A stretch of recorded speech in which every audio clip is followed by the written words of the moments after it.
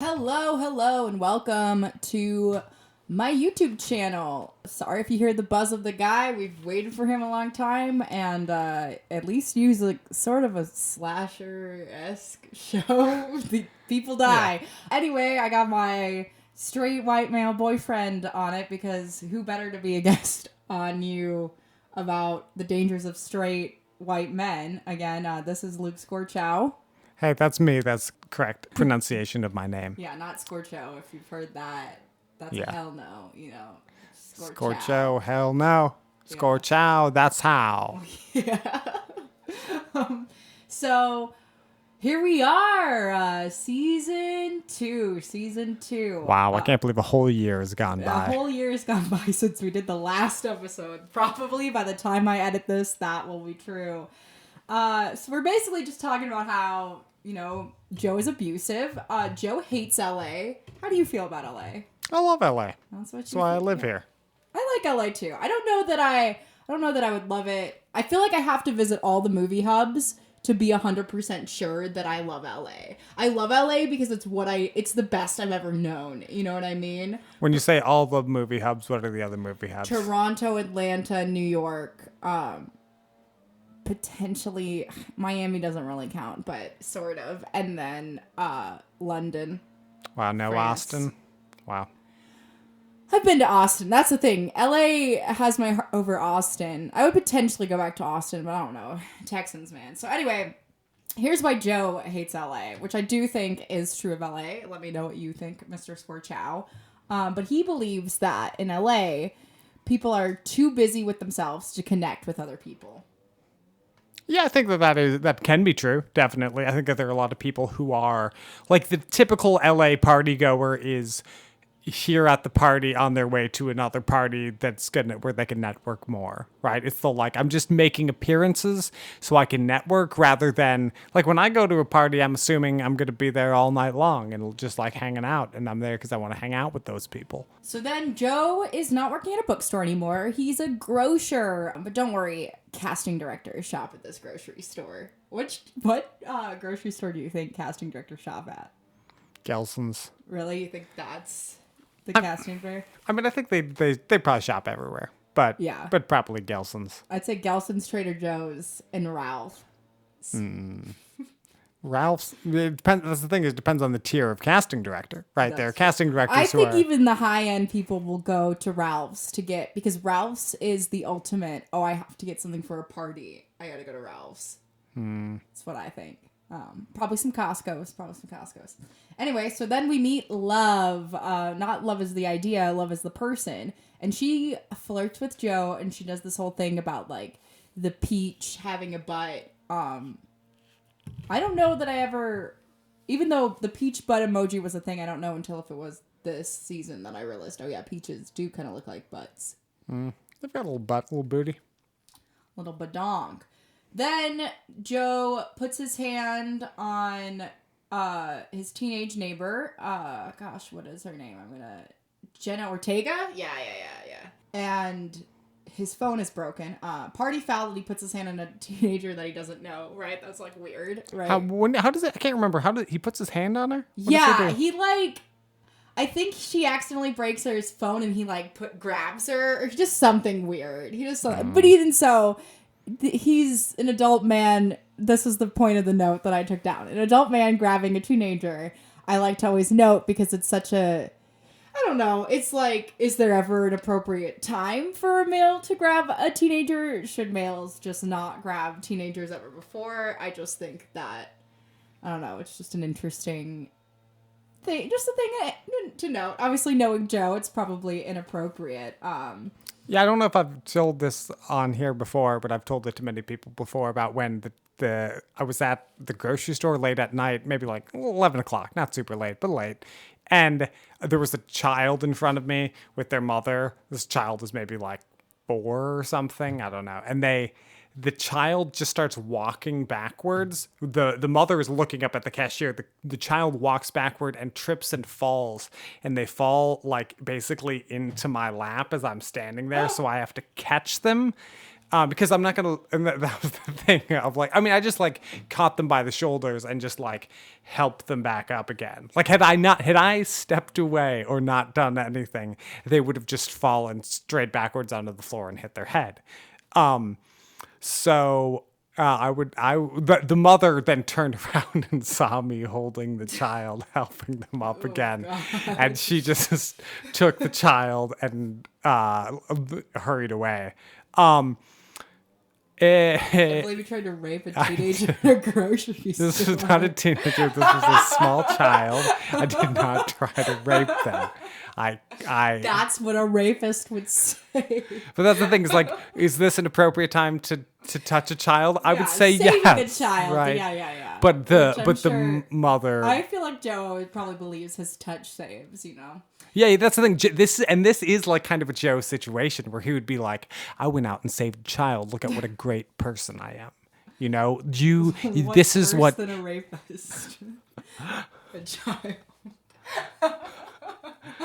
Oh my God. It's a great recall. Sorry, I know you hate those jokes, but they're good. So I love that joke. anyway, his ex Candace has his phone number, and he can't go to the DMV and change his all his records until a year because it takes a year to be a California resident.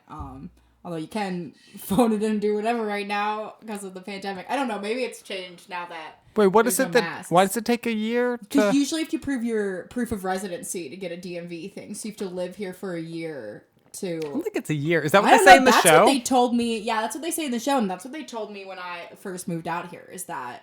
Because I got a Yeah. license and registered my car here and whatever within a couple of months. You're supposed to do it like immediately. Yeah, I didn't know. They were like, you gotta wait till a year to qualify. Like, I don't know. I don't know That's why. strange. So...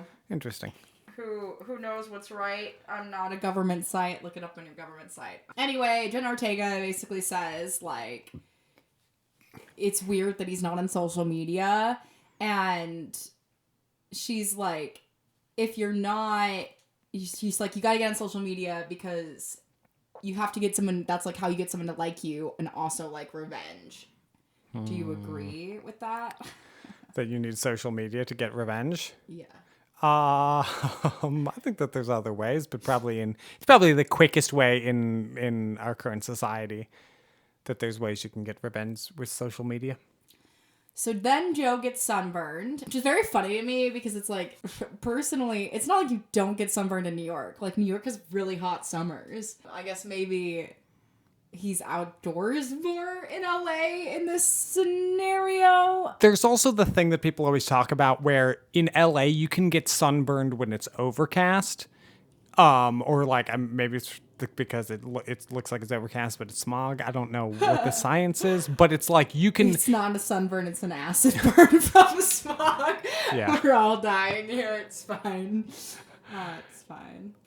Anyway, so they go on a taco hut. It's very cute. Yeah, that honestly is LA. Taco trucks here will change your life. You can never go back. I mean, I'll still fuck around with Taco Bell, but it is different. It's interesting because people have the taco trucks that they say are the best one, right? It's like, oh, there's this one, like you're over in an area and people are like, that is the best taco truck. They have the best of this. And it's like, every taco truck is pretty good from my experience. I don't think I've ever had a taco truck and thought that it was bad. And yeah, it's like, I've definitely had superior tacos. Like, there's definitely some that hit more. They're never bad, you're right. But there are some that slap and there are some that, But there are some that like, oh my God, like there are orgasm tacos for sure. Orgasm tacos. That's a good name for a taco truck. Truly. So then we find out that Love was married. Gasp. But her husband got sick and died, quotation marks. But you won't find about anything about that this season. Yeah. So we think Joe, he's repeating a pattern, and we're a bit scared for Love, right? At this point in this, where we're at in the series and our Netflix been watching. But did you think for any minute before this reveal that I'm about to say that Joe had changed, that he had learned from Beck's death? No.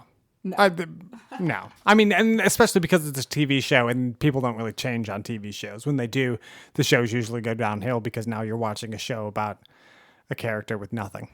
That's true.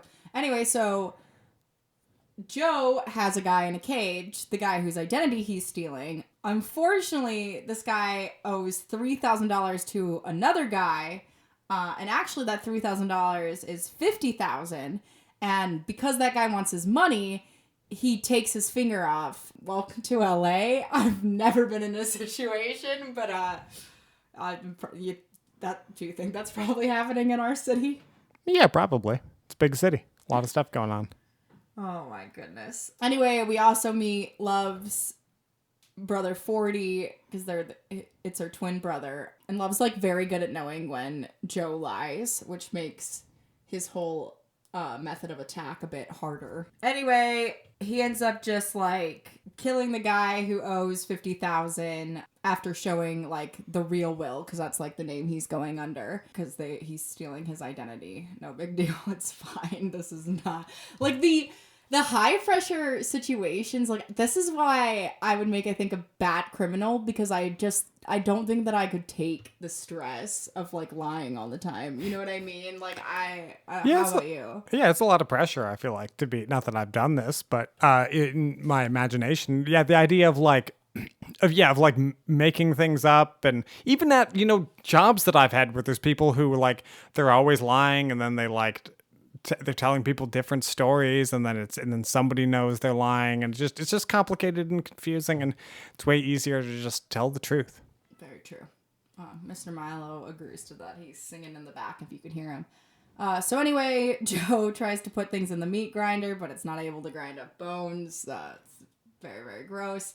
So then anyway, and also, yeah, I mean, I have ground meat many times, and it can't handle that much. Like or even like when people get like their hand caught in it, in like a horror movie, and it's like, whoa, it's like it's not going to be able to grind your bones very easily. Maybe a finger, maybe, but even then, there's a lot of like safety things, and it would not be easy to grind a body with it. You could it would be easy like to grind up if you stripped all the meat off the bones. Sure, then you can feed. Even then, feeding it through, like you got to cut it into strips that can go into the thing, and then they if there's too much, because it can grind up meat really well, but like sinew and like tendons and stuff, it can't grind really well. So it's gonna be a pain in the ass. So. All right, well, you seem to give this a lot of thought. Anyway, so Joe just chooses to let go of stuff and just puts it in the ocean. And Joe kind of decides, he can't go with Love because he hasn't let go of Beck. Do you believe that he hasn't let go of Beck at this point in the series? Yeah, I think so. I mean, I think he is and I feel like I absolutely believe that about Joe, because Joe always wants the thing he can't have, and the thing that's he's always kind of pining after something that isn't real. That's in the idea of someone. So the idea of someone who is now dead and gone, that's the ultimate fantasy for him, because it's a person he can never have. So then we find out that Henderson Crystalia incidentally raped the landlord lady who is Jenny Ortega's sister. Maybe we say because she doesn't remember, but it seems very likely. And basically the landlord lady is trying to do a case of I think her name's Delilah. I think that is her name. Anyway. Yeah, I'm pretty sure. Yeah. And so Henderson raped Delilah, and Delilah is on this trying to do this big reporter thing. And she's got a bunch of IDing him with underage strippers who are not white, which is also such an interesting race thing, because that's even more discrediting, right? Because who are the police less likely to believe? People of color. And it's pretty rough. The real Will that Joe is holding hostage is out of his mind because he doesn't have medicine. How many people do you think would be that insane without their medication? I think that that people maybe not physically, they are maybe not actually that physically dependent on it, but they feel that they are, right? There are people who it's Like, there are people in LA who, if they like don't get their avocado in the morning, they're going to be like having a panic attack. Healthy fats are really important to a lot of diets. So Yeah, it's true. So Joe decides to be Love's friend. Oh, so nice of him to do so. And then 40 takes Joe to improv. What do you think of the improv on the show? I feel like it's like from what I remember, it's like the classic bad improv. I always love bad improv in TV shows. Like, whenever they do that, it's always fun. It's easy to make fun of improv, but also improv is a great art form, so don't make fun of it. Nerd.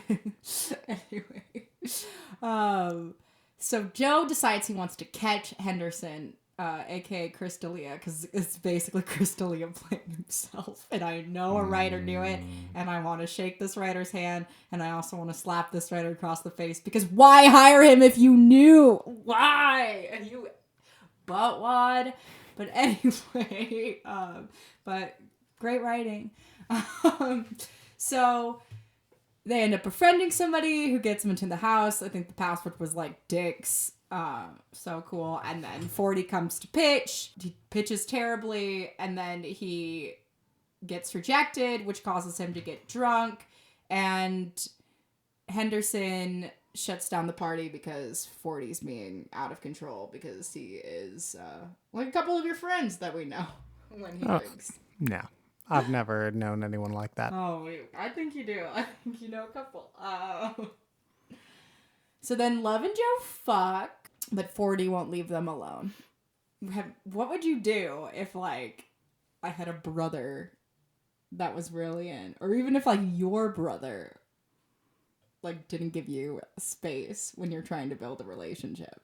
Yeah, that's the thing. I don't really know what that would be like. Like, I mean, I can imagine it, but I feel like there's nobody in my family that would be like that. Maybe my sister when I was younger, and like we were around each other, but we all kind of like went our own way and just like left and just like did our own thing. So once we were all in our 20s, we were doing our own thing. So I feel like they're like, yeah, I don't know what that would be like. I don't even think I have any friends that are really like that.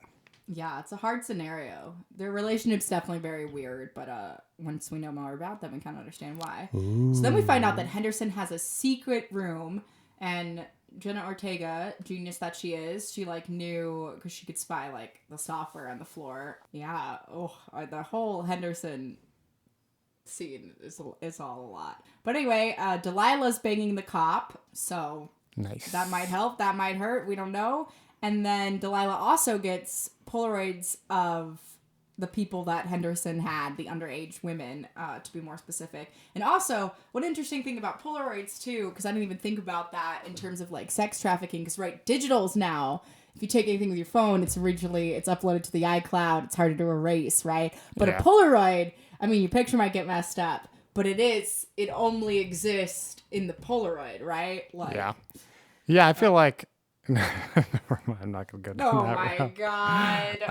Oh my goodness. No. I don't even know what you're going to say. I don't even know that I want to. But anyway, so the cop tries to say, you know, like, don't get her to, don't, like, get bought off, you know, from the Polaroid. But that's, like, why she wanted them. Because she wanted to make sure that, like, the cops wouldn't get bought off. That's what I'm trying to say.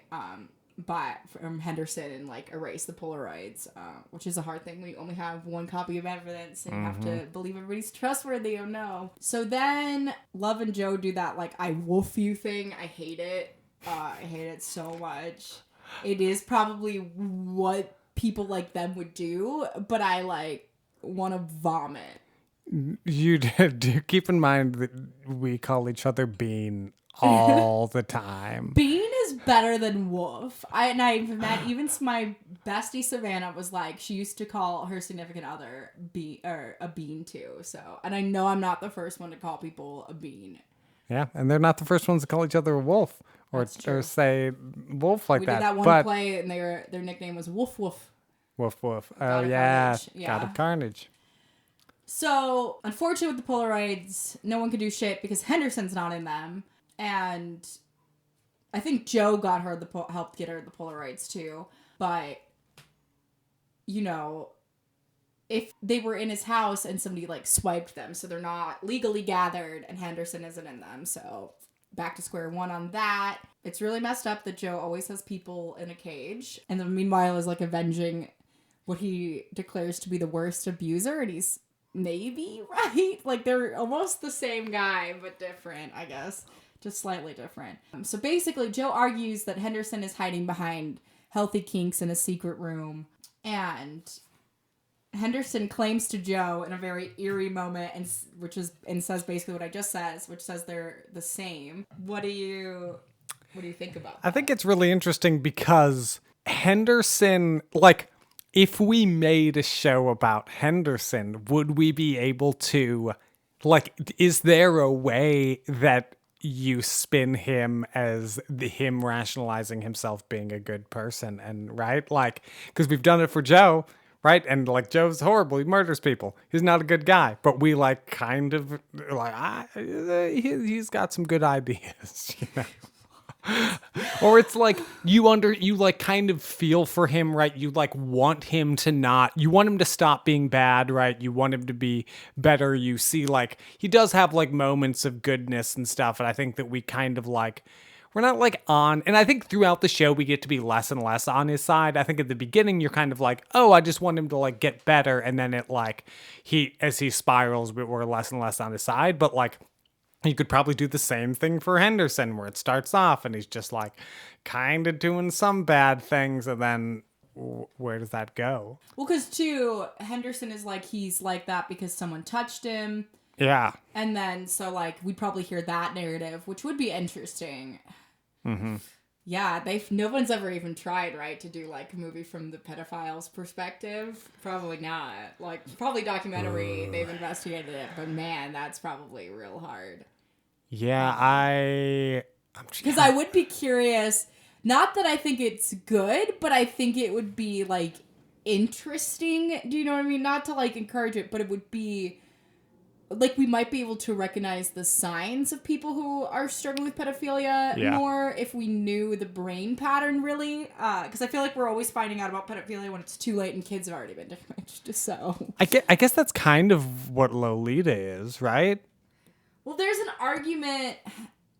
There's a lot of arguments about Lolita. I've never seen the movies all the way through, and I've never read the book, so I don't feel super classified to say, but from my understanding, the guy who wrote the book was not being perverted himself, because a lot of people are like, oh, the Arthur who wrote that is like super perverted, and I would maybe say that it's like the cameraman. I think it's maybe the people who did the movies were perverted, but I don't know because I haven't seen them. Yeah, it's like him in the book, the author wasn't trying to like, because he was fantasizing this himself, and maybe he was, maybe this is just somebody that rationalized him, but he was trying to say, and I kind of feel like I got that from every movie, from like the little experts of the book I have read, and from like, because they made several remakes, but from every bit of Lolita, I got the context of like, it was talking about how some men do this, how they groom young teenagers, and they're like sexually inappropriate, and like that kind of relationship. Like, I don't feel like he was, because people think Lolita and it's like glorified now, right? But it's like if you're like a little or a big, it's like a Lolita is like almost like a Bible in some ways, you know? So, but yeah, I think that is the kind of seeing into the mind of the pedophile movie and book, barely, right? Because I feel like from what I'm knowing, it's a lot of Lolita's perspective still, and not necessarily the guy. Yeah, I've only seen it once, and it was years ago. We should watch it. It's in my review territory, but there's several versions. I started watching like the really old one, and I was not into it, but I need to. I have to do every single one if it's like that, because it's just, I'm like that. But anyway, I think it was so dumb when Joe pulls off Crystalia's mask and like reveals himself, because he kind of could have gotten away with it. Did you think it was dumb when he did that? Yeah. I mean, yeah. And that's like a kind of a typical movie move.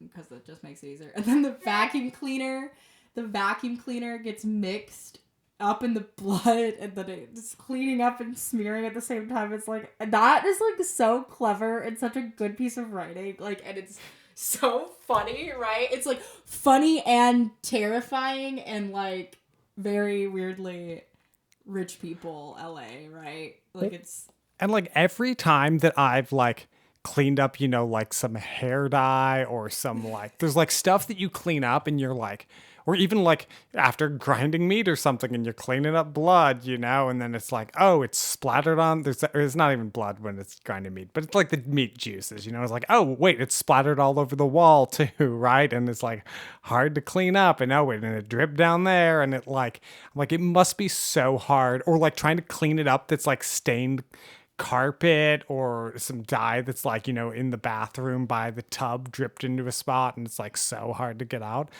It's impossible. I really feel for those people who have to clean up for murders. oh my god. So Joe lets Will go. What do you think of that? Oh, because that's the guy who he's kind of just like, he just took like his hey. identity. Yeah, he took his identity and then Yeah, and that is like kind of him trying to be a good guy, right? Yeah, In a way. He's getting better. I will say, I do think, weirdly, obviously we have the hindsight of season 3, he is weirdly getting better and worse at the same time. Yeah. Aren't we all? Yeah. Mr. Milo has a lot to say on this. So then we find out that 40 has met Candace, Joe's ex, and they lie that they met at South by Southwest. And he only ended up in that position too because Joe kind of rushed him out of Henderson's house.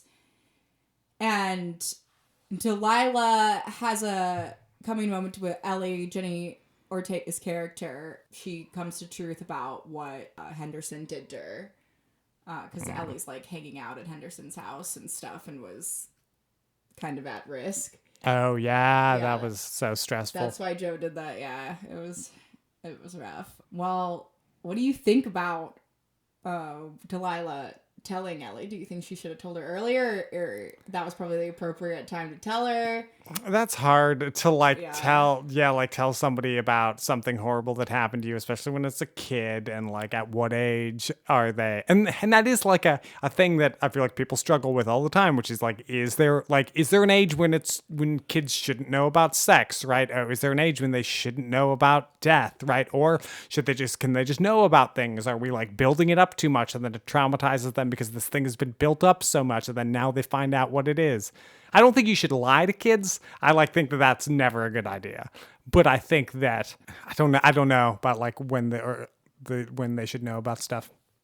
So basically we found out that Candace found out about 40 via high profile video. They met over queso, and Candace has previously been hit over the head by Joe and tied up, and then poor Candace has to hug Joe, the guy that abused her. That would be so fucking hard.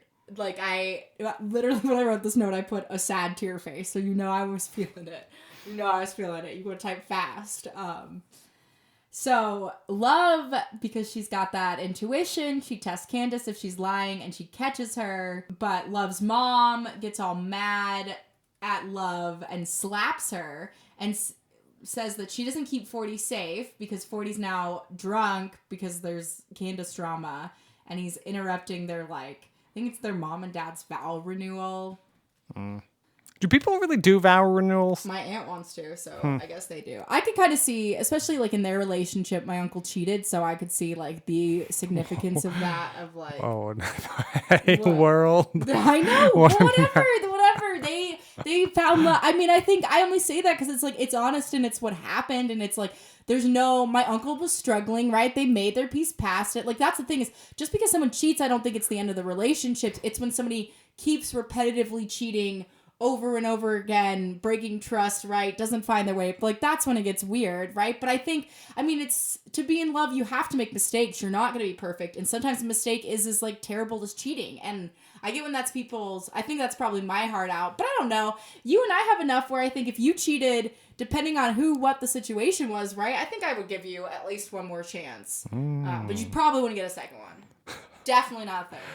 Love that I've earned. It's when you get an extra life in a video game. It's no, I'm just joking. I would never use it like that. But it's interesting the vow renewal thing, because sometimes people get married and when they've known each other for a day, right? Or a couple of months, or even a couple of years, and everyone celebrates that they're they're getting married, right? Whereas, and then it's like somebody's been married for like 10 years and like, celebrate that. You know, that's way more difficult than getting married. Getting married is easy. Anybody could do it.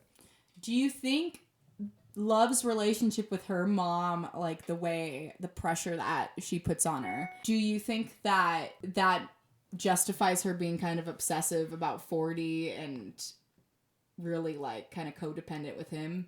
I mean, I think it helps you understand why she's that way, because when your parents are a certain way, it puts pressure on you to be a certain way. And then Love opens up, partially, we'll say, about how their all pair molested 40, and 40 is all messed up because he thinks that molestation is his first love. What do you think of that situation? That's a huge one to unpack. Yeah. Something I have personal experience with having somebody who struggled with that. Complicated. Yeah. I think sometimes you can tell when it's not love, but maybe you can't, maybe you can't.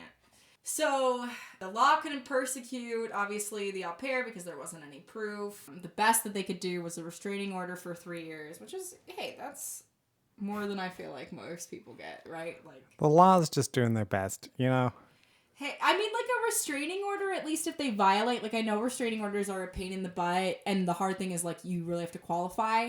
But if you are in danger of somebody, it is kind of a protection thing. I know at that point, for people, it probably feels like it's not enough to have a restraining order, but I don't know. Like, it's at least, like, then they violated another part of the law. You're building a case against them, and that's just kind of how you have to think about it, as much as it sucks. But it's at least, like, better than the negativity. So then Delilah ends up freaking out, and, like, she cuts up all the Polaroids and flushes it, and because you can't burn them, I guess they have toxins on them, which I did not know. Thankfully, I watched the show, or I might have gotten into a lot of trouble. But I hate that they threw the Polaroids down, but I also kind of get it because then all those girls are known, and it's like, I'm very vocal about it because I was in a culture of silence, but I understand that, like, that's not every woman's journey, right? But I hate that he gets away with it, Yeah. I hate it. I mean, I guess he doesn't because he died by another abuser, so that's all we gotta look forward to. Don't worry, ladies. Your abuser, he's gonna be killed by another abuser. It's gonna be great. Also, when Kathy Griffin gives Henderson a child molest speech, I'm like, what do you think? Do you think we should kink shame the dead? Hi, Dad, and your 5 girlfriends. And your wife. Help. Should we kink shame the dead? What do you think? If they're dead, what are they going to do about it? Mean. Oh my goodness. So, 40's starting to suspect that Joe might be a murderer because Candace is like talking about her ex attack and that she basically, she didn't want to kneel down and die from that and she wanted to come back strong. It's definitely not best to make big decisions when you're grieving, but those are sometimes when the biggest decisions have to be made. What did you think about the 7 totems of LA? Like the things that make you're officially from LA when you've seen all the 7 signs, you hated them? Yeah, I feel like it's whenever people do that stuff where it's like, whatever. It's like pretentious. And you and I are just both so mad that we didn't grow up here because... No, it's fine. It's just, I don't know. We could have been child actors and we would have been famous by now, and it's fine. People like to, I feel like it's like gatekeeping, right? It's like, oh, you're not real LA. You haven't had this, right? Or like, you can't, that's not a real buffalo wing. It's not from Buffalo, New York. You dipped it in ranch, right? It's like, who cares? It's delicious. Deep dish pizza isn't real pizza. I don't care. But it is, amazing. And that's like why travel should be more affordable and accessible, because I think they are different when they come from the place that they are. And that is like, weirdly, we say white people don't have culture, but I think we do in some parts, if they're made by white people, not always. But that's the thing is like, I don't know, like when you go, I'm sure wings in Buffalo, New York they're probably the best freaking wings, just like probably deep dish Chicago pizza is like, it's the best there. And it still might be, I think you're a good person where you have gratitude in your little moments, you know what I mean? So you're like, I love this pizza when you're eating it, and you're not like, it's not Chicago deep dish, right? Like you're very good at gratitude. So most people are just ungrateful, yeah. And there are, and I guess like the like a Bloody Mary in the Midwest. That is the thing that I would say I wouldn't say that you can't make a good Bloody Mary outside the Midwest, right? That's ridiculous. People do everywhere. But in LA, most people make horrible Bloody Marys. Not everyone, not everywhere, but like for the most part, that is a regional thing that I'm like, LA, you make bad Bloody Marys. Get better. I don't know, it's not hard, just do it. But that I would never say that it's like impossible. Like I've had good Bloody Marys in LA. It's just the exception. Anyway, my Bloody Mary gatekeeping. So how would you attend the memorial of the guy you just killed? Yeah, that's a once in a lifetime opportunity. Absolutely. Yeah. You think it's less suspicious if you go to the funeral or if you don't go to the funeral? Well, that's the thing. It depends on how well you knew them, right? Like if I like murdered my dad, right, which I would never do, but this is just an example. Everybody remember, this is just an example. We have this this just, or if I, the police, yeah, or like then I wouldn't like It would be ridiculous if I didn't go to the funeral. People would be like, "What? Why is Luke not at the funeral of his dad who just got murdered?" Right? Like, because he didn't like his short, and that stuff hurts your children. So just like show up. If you don't have anything nice to say, be like, "I'm glad you finished a short, son." That's all you had to say. Anyway, I have a Swiss word child. And he maybe did say that. Anyway, but he maybe did say that. It's fine. It's just because the short was about murdering people and he was a cop. So Luke also should have known his audience. But then, yeah, and I knew he wasn't going to like it. I knew that the whole time. That was never a question. But that's the thing. Like, yeah, but if it's like somebody who you don't know at all who you murder and then you show up at the funeral, that's maybe suspicious. Why are you at the funeral of this random person that got murdered? That is weird. So then Al complains about how she's like wore the same dress to something and that she feels like she's going to be stuck in LA forever. And it's such an interesting concept to think about getting stuck in LA, right? Because I'm like, stuck in LA, that's like a good thing, right? But I have been stuck in towns and I was like, ooh, like sometimes it's just not a good vibe. Yeah, it is funny to have the same place. Like, I don't think, like where I'm from like Fond du Lac, Wisconsin. I don't think that there's anybody from LA who is like, I want to go to Fond du Lac, Wisconsin to live, right? That's not like a goal for anybody, but like LA is the goal for some people. So yeah, it's weird that, yeah, I don't know. I can't, it's hard to imagine being like, oh, LA, I hate it. There's nothing to do here. I'm just going to get stuck in this stupid town my parents are from. Yeah. Have you ever seen a palm tree on fire? I don't think so. I don't think I have either. I definitely remember like the coverage when the Woodland Hills wildfire, like when I was living in Canoga Park, there was like a bunch over there that were really... Oh yeah, I've definitely seen... I've seen like the news coverage of it, but I don't think I've seen in person one on fire. But it feels like I might have too. That's the thing. I've seen fires... Yeah, I guess like when there was like some over on, I remember driving like on like the 134 or something and there being a bunch of fires. So like I probably did see one. Probably one of those was a palm tree on fire, but I didn't like discern that it was a palm tree. I just saw, flames. Mr. Milo, he's so sad. So it is weird because Love is allowed to move fast in a relationship, but she gets worried and says that 40 cannot do it. Do you agree with Love's assessment? Do you think Love moved too fast? I think Love is also a bit more stable than 40 is, right? Yeah, like absolutely, so, like I would say, yeah. Like, so I can see that being, and it like would seem besides unfair. Her problem, she's perfect. Yeah, but like at least to everyone else's knowledge, right? Like I can understand him. I can understand him feeling like, oh, it's a double standard, but I can also understand it being like, no, I'm like not unstable like you are. It's different if I move fast in a relationship. Yeah. And then it's weird, too, because they speaking of what we were speaking of earlier, I totally forgot to make this note, but they keep saying, like, Candace's Lolita act, because I think she had, like, a bunch of, like, popsicles or wigs. She did something, a Lolita-y. But interesting that they brought that up. There's, like, something they wanted to explore this season, and I think, like, when the reveal ends up being it also makes sense. It's just very interesting, because they're commenting on a lot of abuse culture. Basically, Candace gives Love and is like, if you're sleeping with him, it's going to be a price to pay. And she's like, so right. But it's like, oof. I mean, I feel like that's the nicest way to say what's going on with him. Because I guess if you say the other thing that he's a murderer and he will try to kill you, you're going to come off as crazy. Yeah. So 40 then is trying to give Candace like a producer credit, or he's trying to give Joe a producer credit, and they are trying to like go to the festival with his idea. I don't even remember what his idea is. It's pretty bad. Just watch it. If you can't remember it, it's no good, right? If the idea sticks with you, it's good. So he doesn't like Will's name when he's thinking about it on the marquee. Some powerful manifestations going on, though, I will say, for 40. Like, they don't manifest for him, but the attempt is bold, right?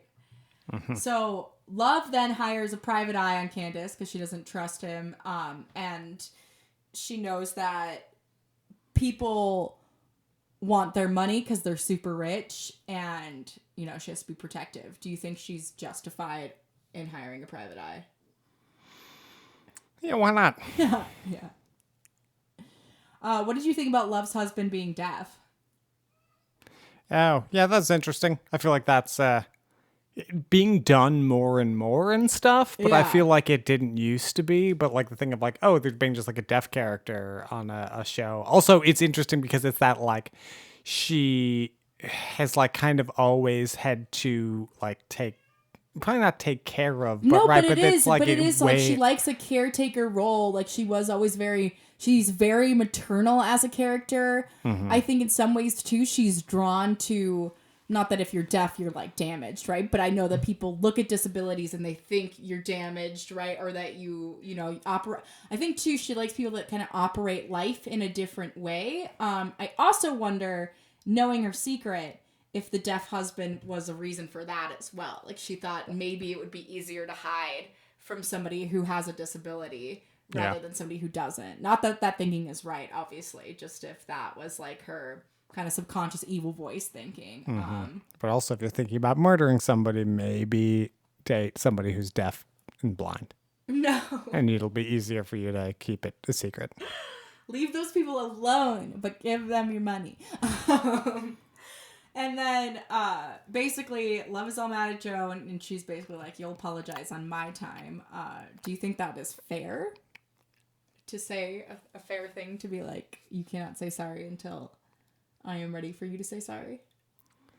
That's kind of Right. controlling. It seems toxic. It does it because it seems like sorries will never always come at the right time, right? You can say I'm not ready to forgive you yet. Yeah. That's and I think that you can be like, hey, like I'm like really mad right now, and but like But I also think if you don't set an end date to talk to somebody, if you're mad at somebody and you're not going to be like, I'm never going to get over it, like I'm done. Like I guess maybe you have to do it, but I feel like why not at least have a talk date? Like they're just like, I don't know. Some people should communicate better. That's all I gotta say. Yeah. So Candace admits that Joe and her used to date, and Joe then breaks into Candace's house because he's all nervous, and he says that he's looking for an earring because he doesn't want to break the law.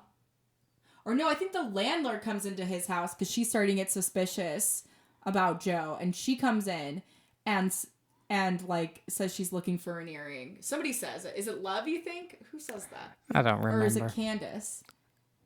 I think it's Candace. Candace goes in looking for an earring to the landlord because... And I think Will, too, was like... Then doesn't he hook up with Delilah and Love for a second? He always goes like... Or they have like almost a close call, I think, too. Because I think that's like an interesting build of like... But it's interesting, too. Candace kind of used his old trick on her on him. And also Delilah was like, hell yeah, sure, right? Like, because there was, I don't know if it's like a jealousy. Because it seems like it's interesting that he's somehow magnetic enough. And maybe it's because we're supposed to acknowledge that Penn Bagley is like really hot. Right? Like he's a good looking man, so we'll let him do more. Also, some people just like have that. Some people just like have a certain charisma and they get away with more. It's true. It's not me. I want that charisma, but probably not. I probably should just face up to the consequences of my actions. That's what I've been preaching, so sure. I don't need the charisma, thank you, anyway. Then Delilah believes that Will is sleeping with both Candace and Love and is like super judgy. I would definitely, if somebody went for an earring like that, I would be like, yeah, he's sleeping. I would not think they're friends, which is sorry, because that, as a friend of guys, it's probably most likely that you would lose your earring at that point. I've never lost an earring. Yeah, well, you don't have your ears pierced, so there's where you got to start. Anyway, so Candace picked a Krav Maga bondage Airbnb host roommate buddy. It's amazing, and yeah, I just really liked that she was smart enough to pick somebody who would go and defend her. So they find out about Candace's brother who was in a mental hospital, and that she's got no address, no money. She's like barely a waitress. Name is not Will, like he's been lying. And Candace is like, listen, if he loves you, that's when he's the most dangerous. I came here to protect you. And meanwhile, Joe's still wrestling with the Krav Maga roommate and is like, lies and says that him and Candace were trying out a rape fantasy, which is super messed up. It's always crazy how it's super messed up. Lies will often get him where I feel like he does it so bad and it ends up going so well for him. Well, because that's like the more ridiculous it is, the more people are apt to believe it. Because they're like, oh, if it's, yeah. I don't know. It's so weird. Because he has like all this bondage stuff too, where he's trying to like, because he's trying to kill Candace because he has problems, and so he had to like explain that. And the Airbnb roommate, which was also a great side character, like brilliant, right? Like that stuff, that's something to be proud of, that character. Give a round of applause, you know what I mean? She was gonna throat punch him with her Louis Vuittons, like iconic, honestly. I'm striving to be a Krav Maga Airbnb host. Like that's vibes. That's fucking vibes. You have to learn Krav Maga. I know. I learned a little bit. I learned some self-defense from this Norwegian boy. Anyway. Oh, good times, Jordan. Never dated it. This was all just a friend thing, but it was it was an interesting time in my life. Anyway, we'll tell that story when that comes appropriate at some time, but not today. I did like when Love made him eat the salty cupcake so he knew how it was being lied to. What did you think about that? Yeah, that was a little bit... A little bit of a sitcom situation, but... Yeah, it was also... Yeah, and it's like very over the top, and like you have to like make a cupcake. You have to also...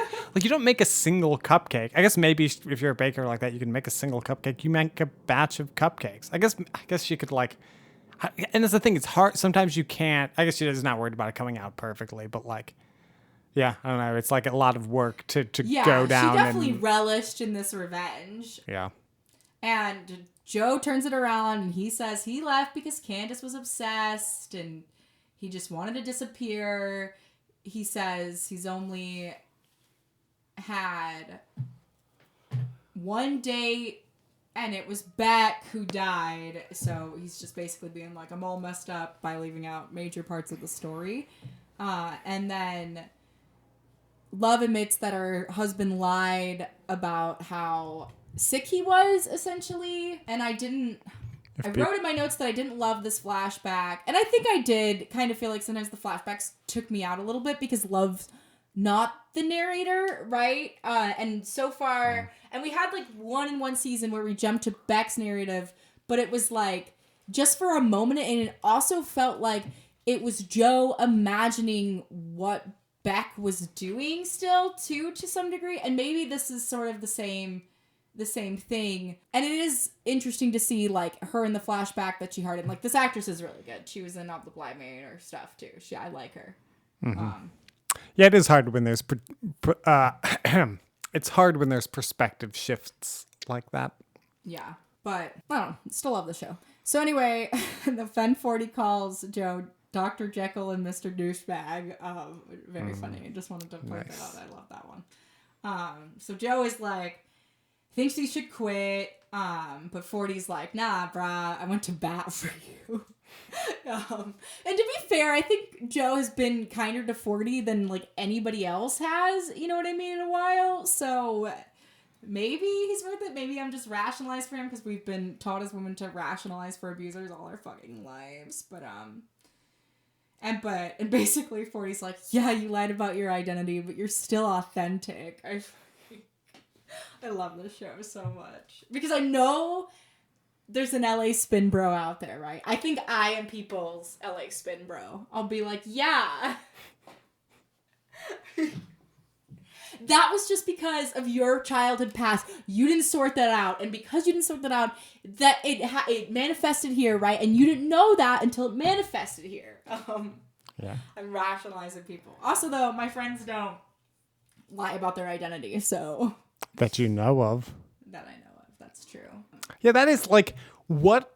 Because we probably all have friends who have lied about things that we don't know.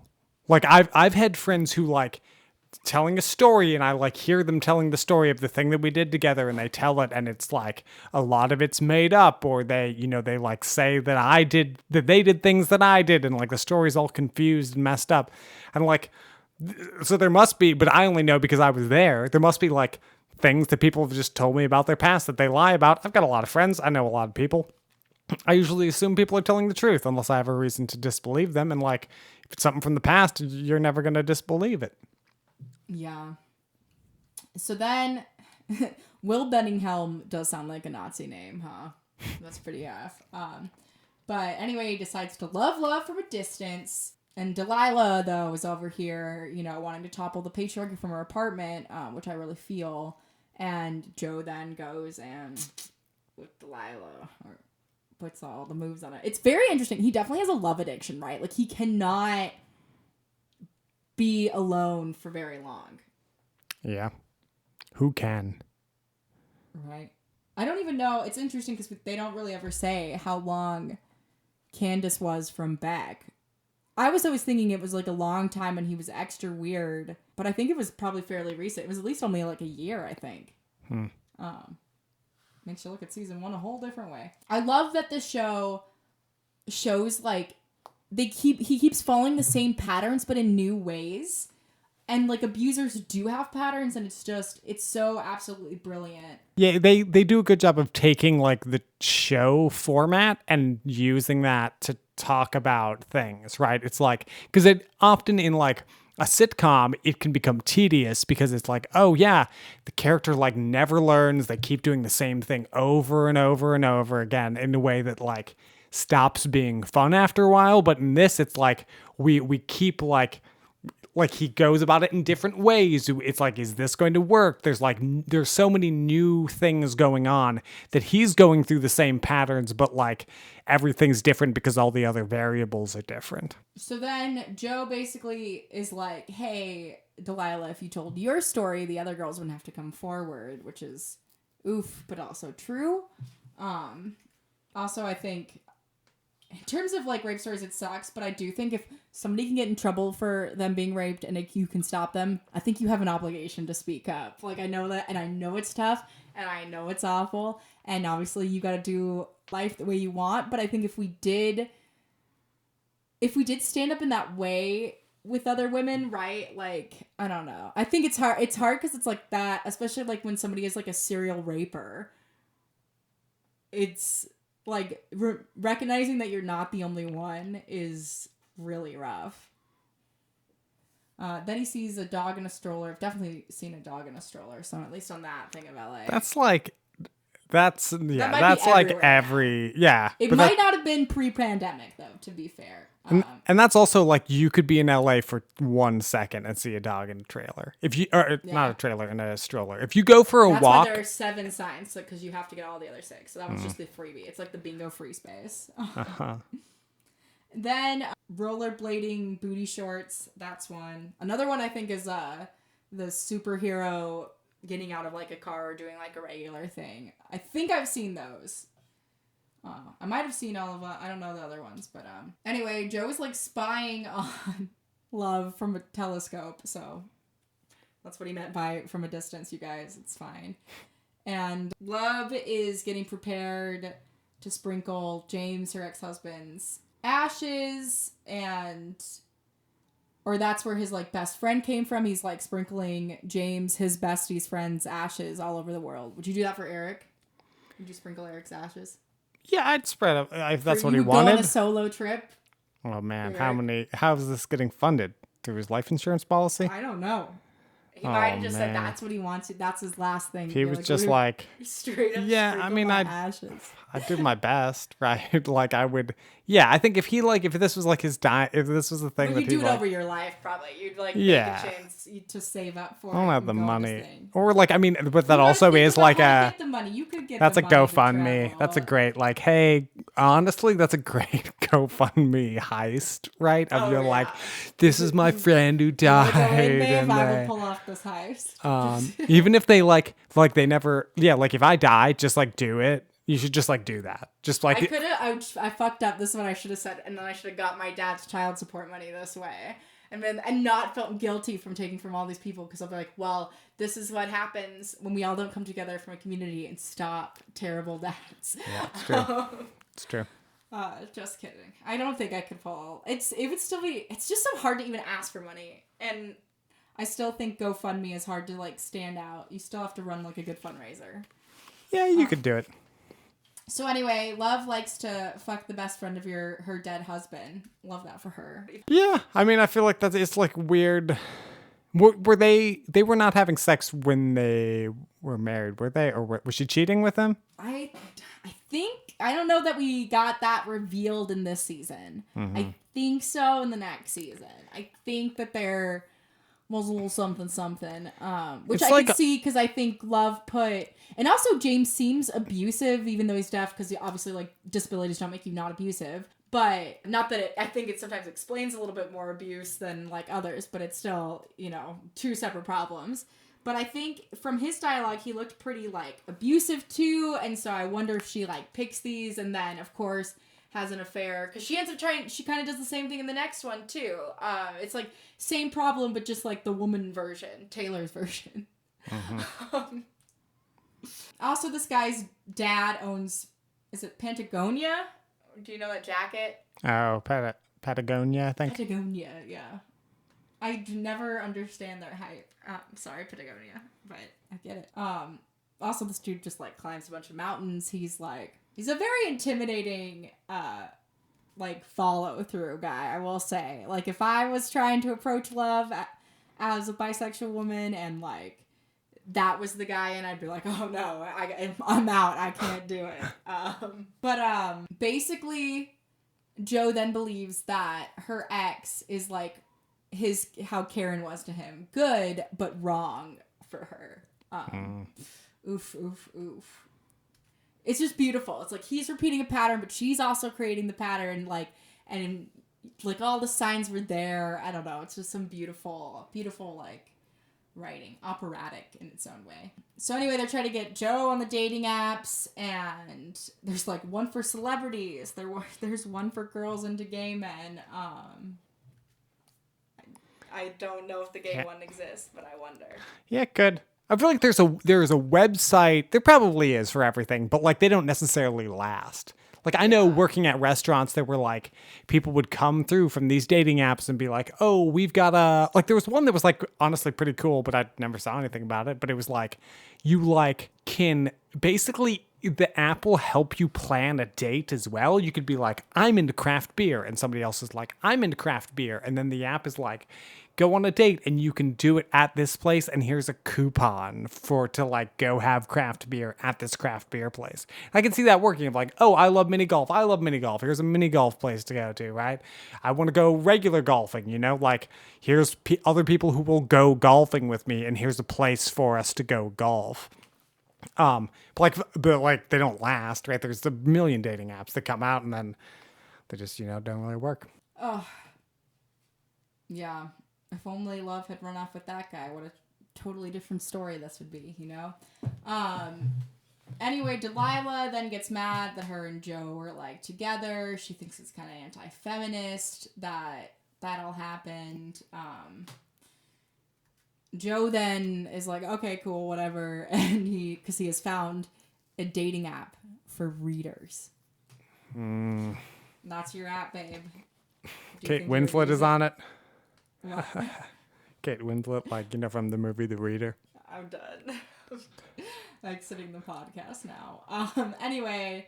No, Kate Winslet wouldn't be on it because that character doesn't know how to read. And maybe this is just because the way that Joe is treating them. I don't think any woman would act like this. Like maybe that's just like Joe is the unreliable narrator that we're seeing women like this. But this is like, it felt like it honestly felt mean. Like, it felt mean to women where most of these parts has been, like, decently well written. Like, I don't think the women are as well written maybe as Joe, right? Like, Joe's probably one of the strong characters, but I also think that's maybe by the writing's design. Yeah, well, yeah, that's the thing. It is his perspective. This is the Yeah. world from Joe's perspective. This is not necessarily the world as it actually is. Oh, so hard. Anyway, one makes them take, like, pictures immediately. Has that ever happened on your date? Where they're immediately trying to take pictures? No. Yeah, I feel like that's... Most people are like, I don't want to have you in my phone necessarily. Like, But yeah, but there's also, like, there's weirdos out there. I can see it happening. I wouldn't be surprised. no, that's true. One, like, moves over to kiss, and then, like, one is, like, crying over reading. I definitely, though, could have been the girl who will cry on first dates. Like, hell yeah. It's emotional. People have not been good to me. But yeah. But they did kind of take me out of the world. I don't know. What did you think? With the little, like, montage. Yeah. Yeah, it was a bit, and that's the thing. It just totally didn't feel like it fit. Yeah, but I agree, but also I think that those things can sometimes be a nice departure, so that it's not necessarily what we want, but the departure is something that we need, so we can That's before an interesting we go way back. to look at it. Yeah, I think. Yeah, they were definitely very, very ridiculous, but I also do know that everybody in LA has a ridiculous date story that might, like, need that out there, because dating out here is ridiculous. Yeah. I also think that, like, abusers do kind of see people like this, right? Like, until... And that's the thing is, like, he wasn't finding somebody he could fixate his target on, because he needs a woman at least in a little bit of happiness, so that he can kind of, like, suck feed, right? So, like, if all these other girls are, like, at their automatic... So this is why it's so important to be authentic in your feelings, right? Because then you'll piss off abusers. Like, you don't have to worry if you're not strong. You're not going to end up with an abuser. Don't worry. If you're strong, you probably ended up with one, or you didn't. So who's to say? Oh, this is a terrible message. I'm so sorry. I can do better, I swear. But yeah, it's very interesting because it's like what Joe thinks of these women, not who they really are. Like, and how much can you know from somebody on the first date? I definitely, like, didn't know you at all our first date, and then my 8 dates is claiming I already knew you so much. And I didn't at all. I feel like I'm still constantly getting to know you. Yeah, but you were so confident that you knew everything about me. I still think I knew 75%, and I was predicting the future of when I would know 75%. I would know that I knew 75%. You think you now know 75%? I manifested knowing 75%. Yeah. I could see myself being, like, 10% wrong. He sees that Love is looking at her story on Instagram, but not engaging with the content. What do you think about this? Social faux pas. Oh, when somebody's looking at your story but not doing anything. Yeah. Oh, that's me a lot of the time. I don't engage much on social media. I'm a creeper too. Also, sometimes I'm trying to be less picky with my like button. Because I used to be like, oh, because what if I like it and then it turns out to be problematic in the future, and then I got approved for that. I liked this thing, right? So I started getting really choosy with liking, and now I feel like, oh, no, because it's like, that's like one way to, like, super easy support. So I've been trying to unlearn being less creepy and, like, saying comments, but it's also like, sometimes it's just fun to lurk on social media. It's true. It is. It's just really fun to just, like, lurk. Yeah. Milo is taking all these photos of Love, which is getting Joe to be jealous. I love the black gay guy that's in this, but I don't have his name, so what does that make me? I could IMDb it, but I left my phone in the other room, so I'll put a little asterisk. Because black creators should be identified by name. I'm really terrible. I'm just really bad. Like, if the movie doesn't make it overly, like, about their names, I will not get names. I'm really bad at names. I'm not the worst at names ever, but I'm not great at it. Funny little anecdote, because you often say IMBD, right, instead of IMDb. Oh yeah, I always.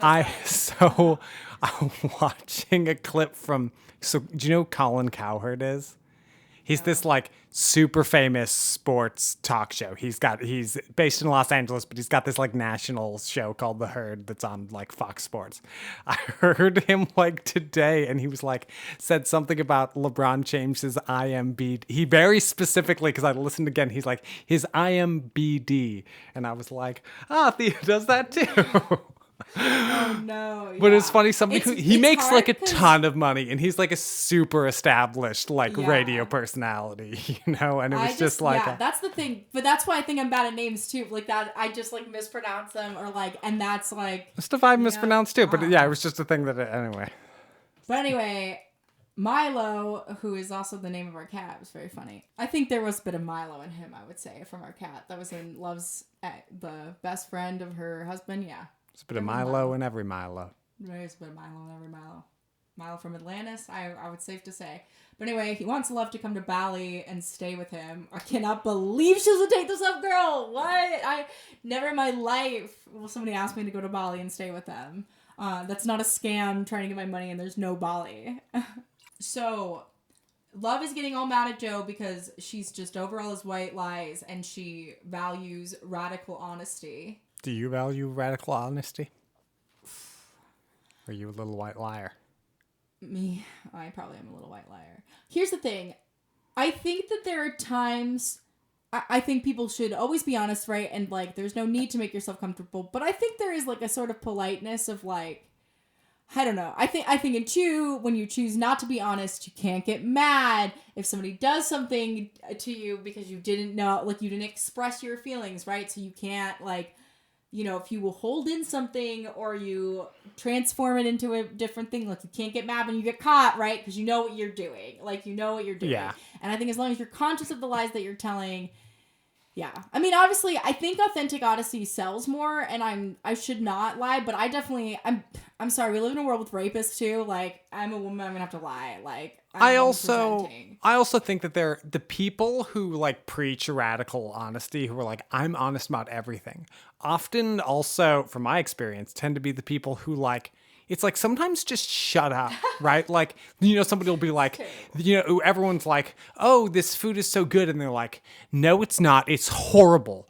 I'm sorry. I'm just being honest. We were all thinking it. It's like, no, you have a perspective on the food. That's your perspective. Keep it to yourself sometimes. Also, maybe everybody else liked it. Everybody else has a different palate than you do, right? They can all like it and you can dislike it, and that's fine. And just keep your mouth shut. Anyway. Yeah, I got real heated about that. Yeah. Anyway, Love is basically kind of like, I worked on myself, Milo, so I don't need you.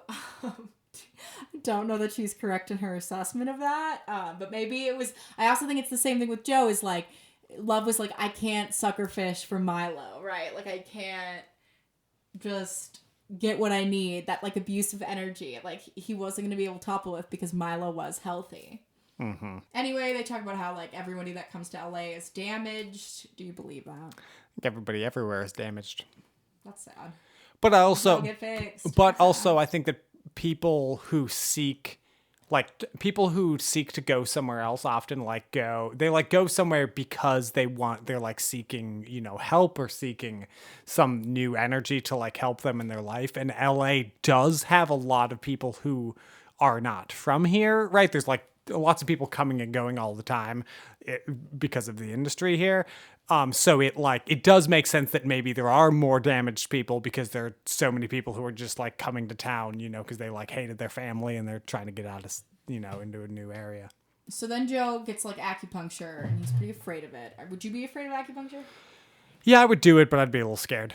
Yeah, that's how I feel having done it. It's not for me. Like, I do say like there is a benefit, but I don't think for the cost and the time it takes and the way that it makes you feel, I don't think it's worth it. I'm like, I'd rather just go with massage. Thanks, though. So Joe decides that his truth is unworthy of Love's, though. And he's like, if I can't love myself, like, how can I love somebody else?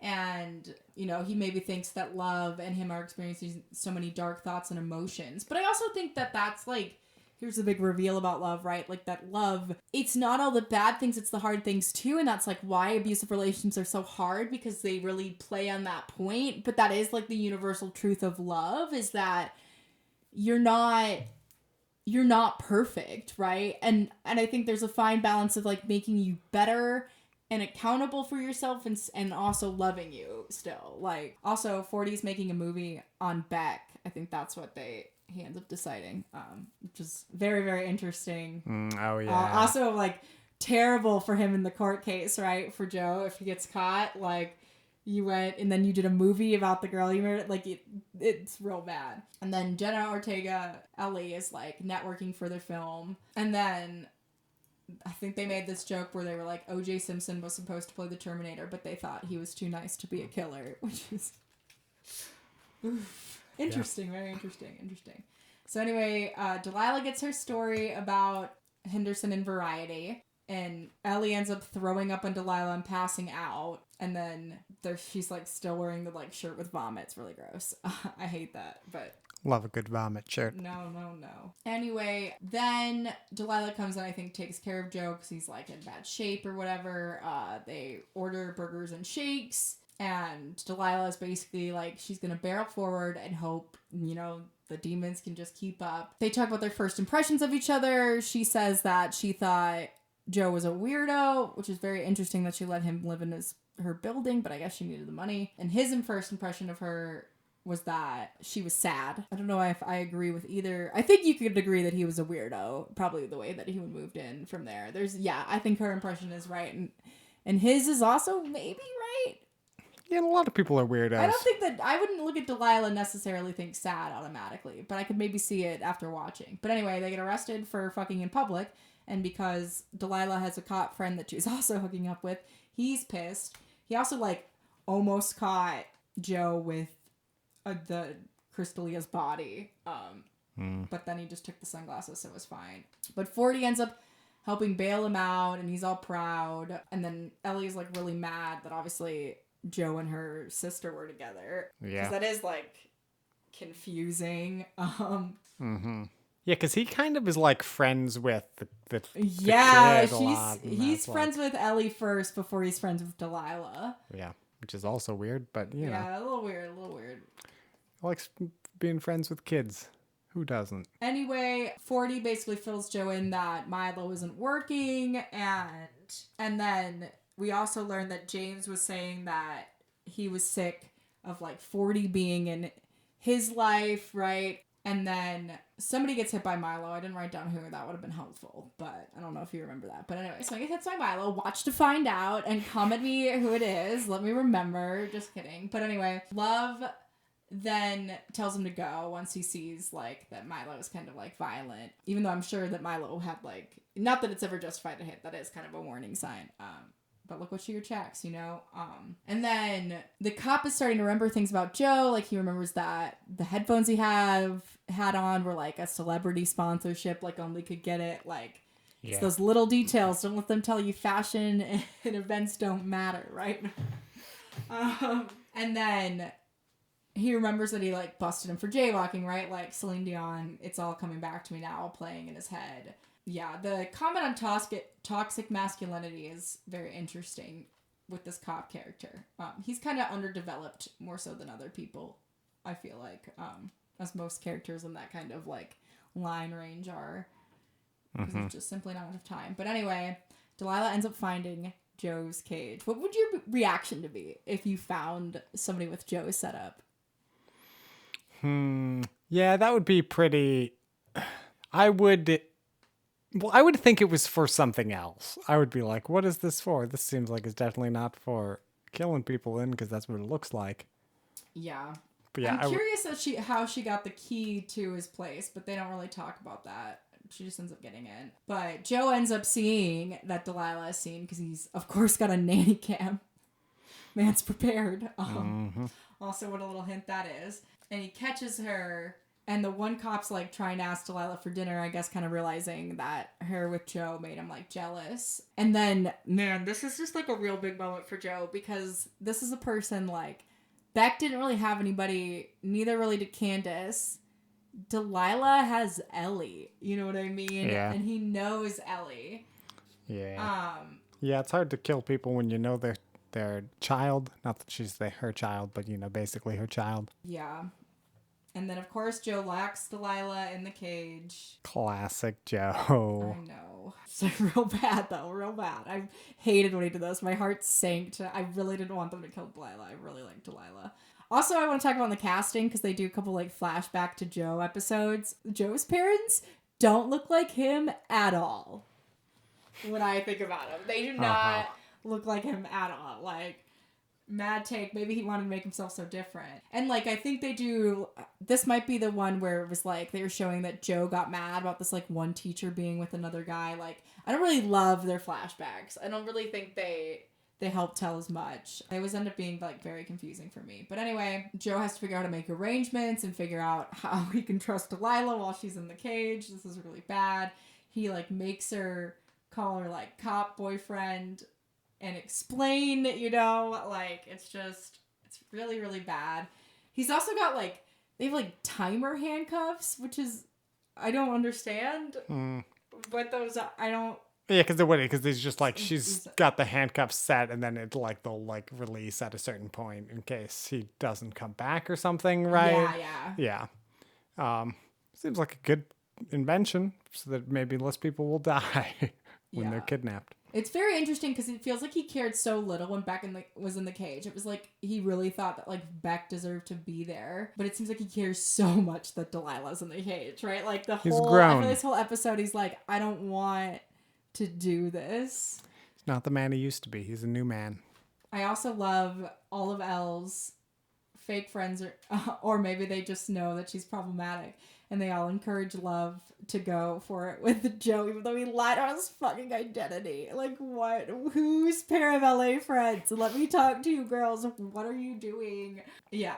A lot of exposition and lines towards these end things for me. 40 is also revealed to be a gambling addict, so it's getting real bad. It's getting really bad. And then Joe gets kidnapped because 40 hired someone to kidnap Joe. Yeah, so they can finish the script. To finish the script, and if they try to leave, somebody has to shoot them. What's happening? Classic. I know. Love's mom also reaches out. Ellie is helping assist while her freaking sister's in a cage that Joe knows about. It's insane. And then 40 has is struggled with ADHD a lot. He doesn't really handle criticism well, with threatens to jump out the window. It's the creative process as we've all been through it. And then 40's doing a bunch of shots and stuff. He's still texting Candace. Anyway, or maybe I was just talking about that line that I didn't like. It was but anyway, 40 dosed Joe's seltzer water with LSD, which is so, what do you think about that? Right? That's messed up. Oh, I think that's a great thing to do for your friends. What? Surprisingly, they gave him 4 times the usual dose. He had never taken acid. You can't, on a never taken acid, unexpectedly give somebody acid. That's insane. Yeah, that would be really hard. Yeah, you shouldn't drug your friends. Anyway, 40, reveals that the dad is cheating on their mom, and mom is basically, using Love to just kind of lean on her because she's in a tough time. And basically she also puts pressure on to not let Joe slip away. And yeah, Love is not doing good from this because she, I think asked her not to leave and is just shattered by the narcissistic relationship. It's really rough, and she ends up getting drunk and throwing up. Yeah, more vomit. Oh yeah, lots of vomit in this season. And basically she thinks I don't know what I'm writing.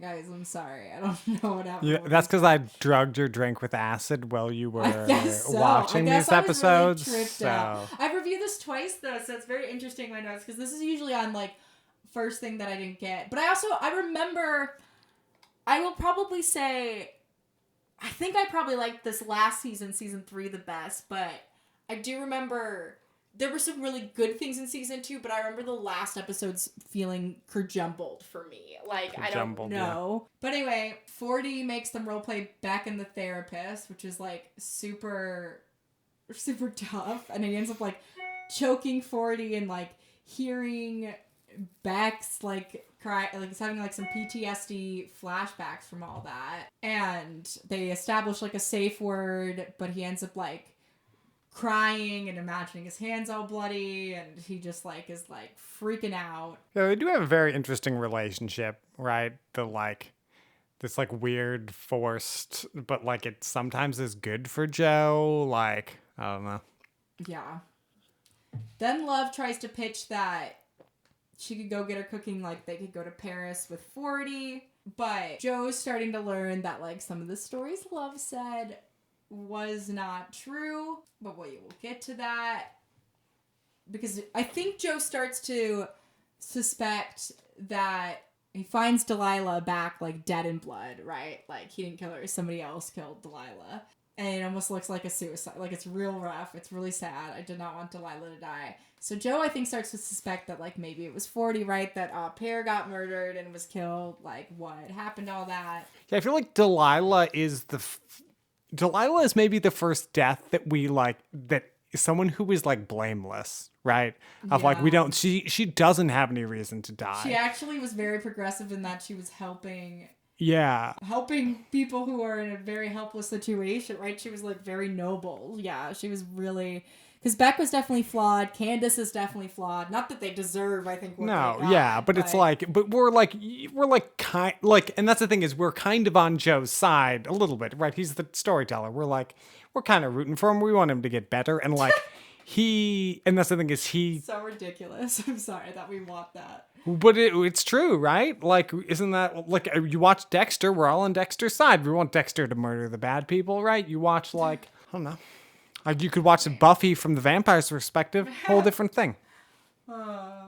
But anyway, 40 believes that like an ex-boyfriend killed the au pair, and they like blame the doctor, and he admits basically the story to Joe, but there are like, some details that didn't match up, right? Because obviously someone was lying. And Joe is worrying that like 40 rage blacked out because when they were on LSD, right, they were like blackouts. So Joe was like, he can't remember if he killed Delilah. He doesn't know 40. He doesn't know who anybody knows, right? It's like very tense for him. They're so good at like putting him, he's into the worst situations ever. Like real bad for a guy of what he's doing. Like, of course, he's attracting these situations, I think, by his behavior. But basically, they have the officer David who she was seeing find her body. That's like super sad.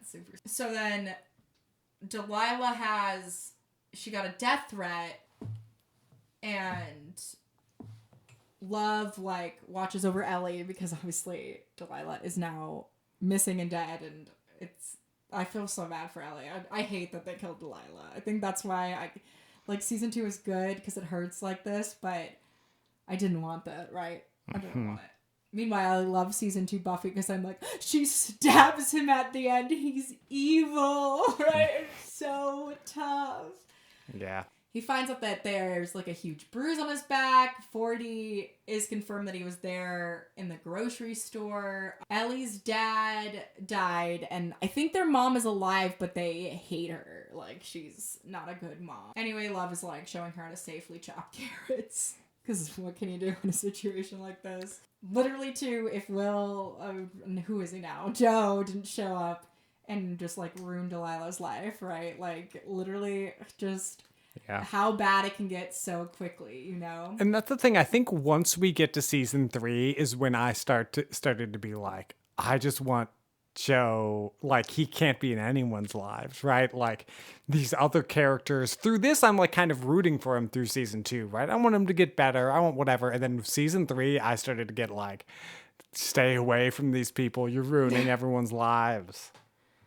Yeah, I think I picked up to it on season 2, but I also am fascinated with abuser psychology because it's just so wild the damage it does, and like it's so wild and also makes perfectly so much sense why people would think that way, right? Like but just like how dangerous, But anyway, 40 admits that he was with Candace last night, which also throws things, and Candace wanted to see Delilah, and I think their story was a big stretch that it fit into a 3-hour window, but maybe they're all close places. It's probably like Silver Lake. I don't know. But even then, parking in Silver Lake. 40 did understand that Delilah was a person and thought her name was code for homeless vagina, which is, all right, the rich, everyone. And Ellie is now like freaking out, right, about, because I don't know that she knows at this time that she's dead, but I think she knows inside, right? She doesn't have confirmation, but I think it's probably that thing. Like, I even really weirdly felt it when my dad died, of like, sometimes you have like a pull to other people. Oh, Jenna's so good. I can't believe people hate her and scream. You're all wrong, and I hate you. Yeah, she's like, she's never left me alone this long before. Candace reveals to 40 that Joe killed Beck because the therapist like won't talk to them in their film because they're trying to get to talk to the therapist for the film. Because good old John Stamos, you gotta bring him back when you can, you know, for a cameo. And Candace is basically like, okay, whatever, 40, because 40 obviously doesn't believe him because Joe is his friend and he's like wrapped him up in the same situation, right? Good thing Joe was his friend, almost anticipating that Candace would do this, right? Like weirdly at a subconscious level. And then Candace basically like, yeah, don't come crying when he kills your sister, which unfortunately 40 won't get to be, right? When that does happen. Spoiler for season 3. But anyway, yeah, Candace for whatever reason was like, knew that he was going to kill Delilah because she's probably been like me studying y'all.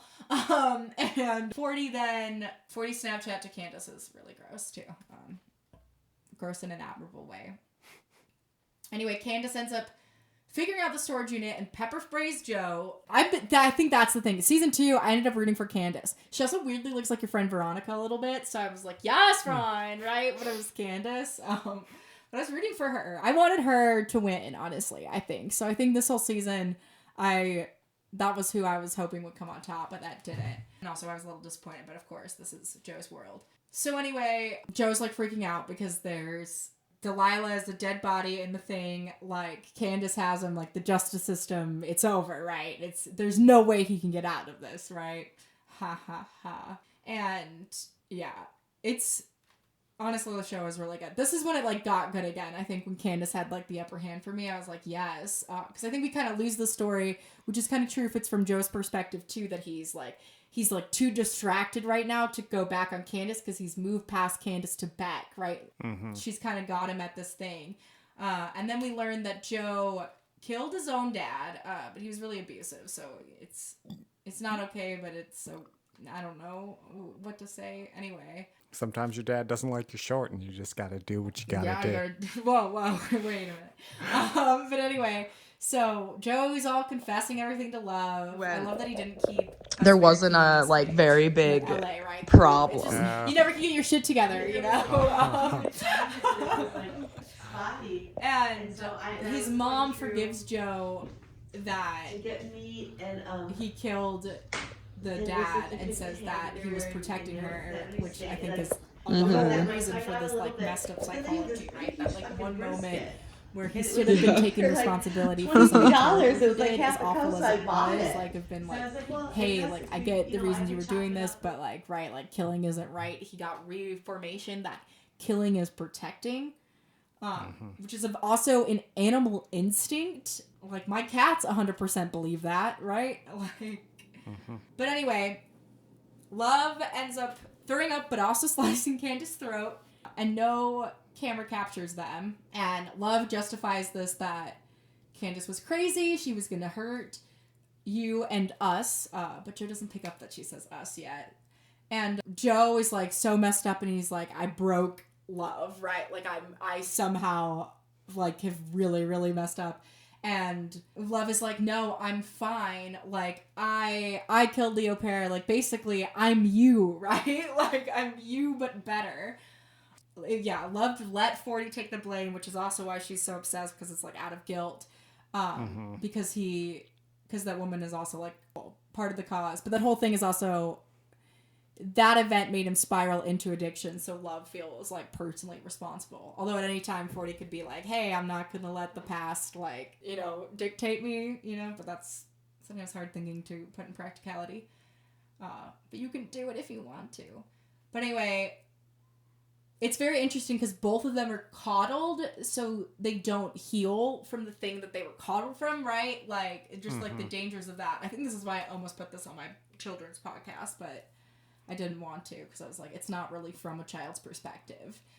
But anyway, Love wanted a new family and she like recognized she says that she recognizes the same thing that Joe had in her. And it's so great because everything Joe hates about love is stuff about himself. You know what I mean? And it's such a great build. Yeah, we hate the people that remind us of ourselves. Listen to Pieces of You by Jewel. Oh my goodness.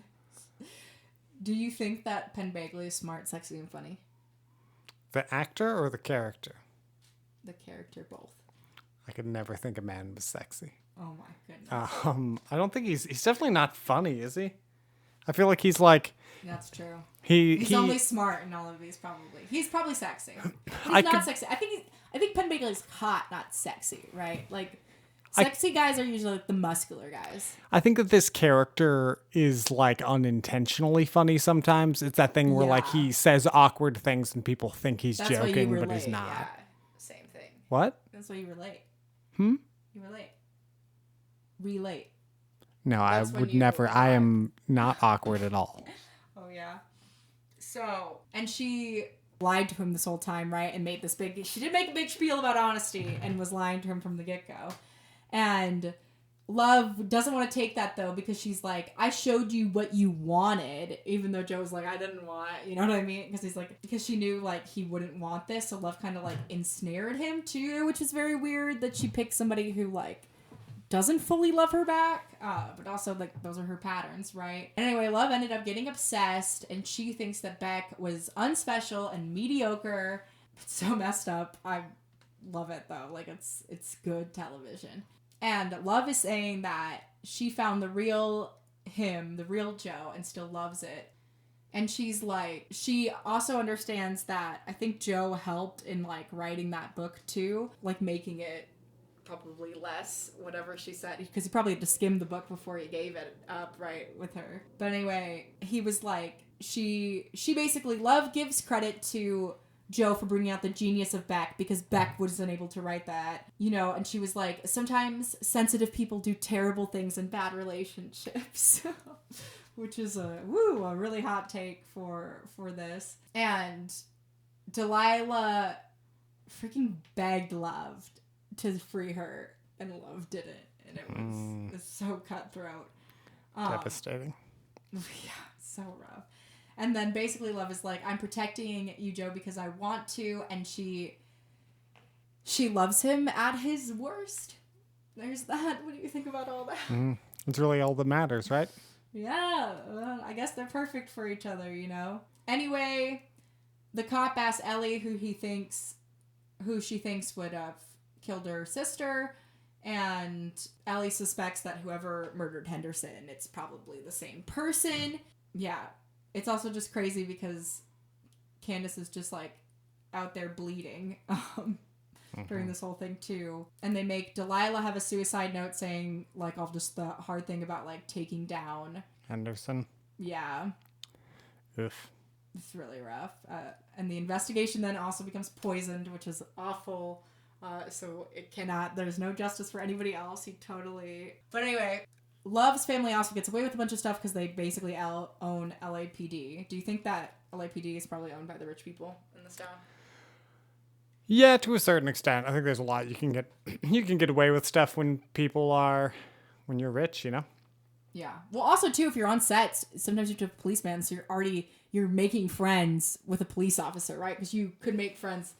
That would be the time you would make, if you're going to make friends with a cop, it's with a cop on set. And you also, I think a lot of it comes down to not always like being owned, but being like, because so say you like you're going to arrest somebody, some like celebrity, right?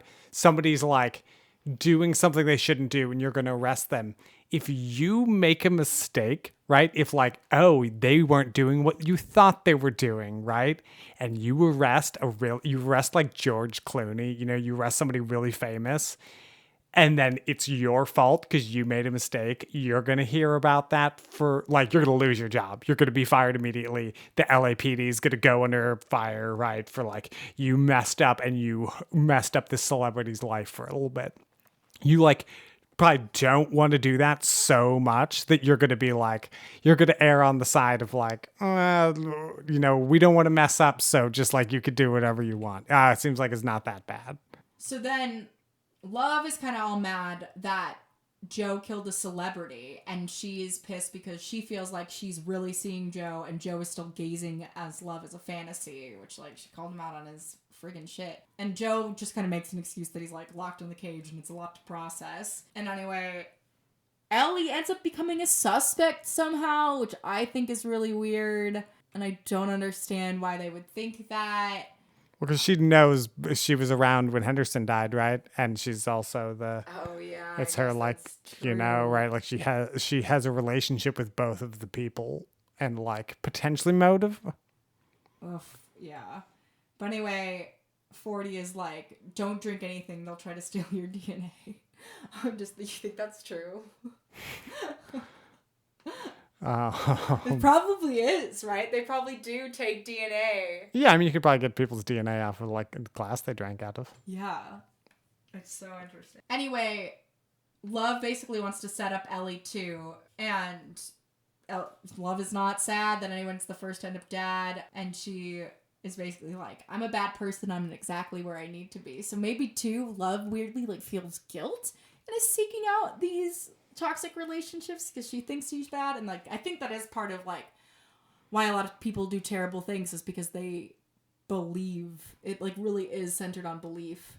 Mm-hmm. And Love basically says there's evil everywhere, but you also have to face evil in the mirror, which is like, oof, snaps. Yeah, I think that is like people. We all do horrible things sometimes. Hopefully not too horrible, but like, you know, we all mess up. Not that that's okay. You know, we're not justified in messing up, but also you're gonna do it. But like, own up to it and make amends. So they're all waiting for Delilah. There's like 12 hours to show face, and then basically Ellie becomes an unintended minor. So they're filing a missing person report. It's really messed up that yet again Joe tricks, and I guess he learned from Beck, right? It's amazing how abusers will like pick up things from their victims. But he tricks Love to let him out, and then he's gonna kill Love. But Love's got another twist. It's telenovela twist. She's pregnant. Dun, dun, dun. And she's basically like, the boy needs a father to teach a strong man right from wrong. And Joe at first is like, it's Milo's, right? Reminds me so much of my dad. Rest in peace, Daddy. But she's like, no, I made Milo use protection. And Joe is like, well, you're going to have to earn back my trust, which I love. This is so toxic. It's so toxic. And so they do what anybody does when they've murdered a bunch of people. They go to a gay wedding, and I think they're basically setting up Will Bettingham to take the blame for everything. And I think this changes, because they say that they're having a little girl, but it ends up being a son, right? Who, I don't remember. I mean, at this point, she doesn't know anything. She's like very newly pregnant, right? Yeah. I guess she could have just said that, but she thought it was a girl. I think Ellie is 100% right to be mad at him because her life is ruined. Yeah. And basically, they're trying... Oh, no, I remember who they blamed it all on. But basically, Ellie is now on the run. Then Joe mentioned several times in the other series that he's, like, sending Ellie money, which is just also, like, crazy. Like, I want the Ellie spinoff. I want to know what Ellie's doing. Mm-hmm. And Paco. I want to know, like, all the people that do they meet each other and fall in love? Right, Ellie and Paco show? And then, but Paco is now, like, Joe because of the influence and the influence of that abusive father. And it's like the cycle repeats. Yeah, yeah. Man, that's a good, hey, you guys, you want to buy? Sounds good. So anyway, 40 then realizes that Love is as broken as he is, and 40 is not happy about the pregnancy. 40 is going to go shoot Joe, but the cop walks in, sees this whole situation with 40 with the gun, and shoots 40, and they blame 40 for the murderers. The family makes it go away, and we end this season on Joe falling in love with the neighbors when his wife is pregnant. So... what'd you think about all that? What did you think about the season? Season 1 or 2 better? I think Joe's a great hero that we can all try. I mean, I try to emulate him in my life, and I'm gonna like this. Even this podcast was an inspiration for me to try to be more like Joe. No, be yourself. Be one of the improv guys. These guys are boring. Joe has this cool life where he goes to exotic places and has. I think you're thinking of Tiger King, Joe Exotic. Oh yeah. Anyway, thanks so much for listening. Sorry it was a long one, but lots of good stuff here. And we had the added female perspectives and lots to cover. So hope you enjoyed it. Let me know what you thought about You Season 2. Anything I missed, let me know in the comment section. And make sure to subscribe and go follow Luke's stuff as well. Thanks so much for being on the podcast, Luke. Thank you for having me, Thea. Bye.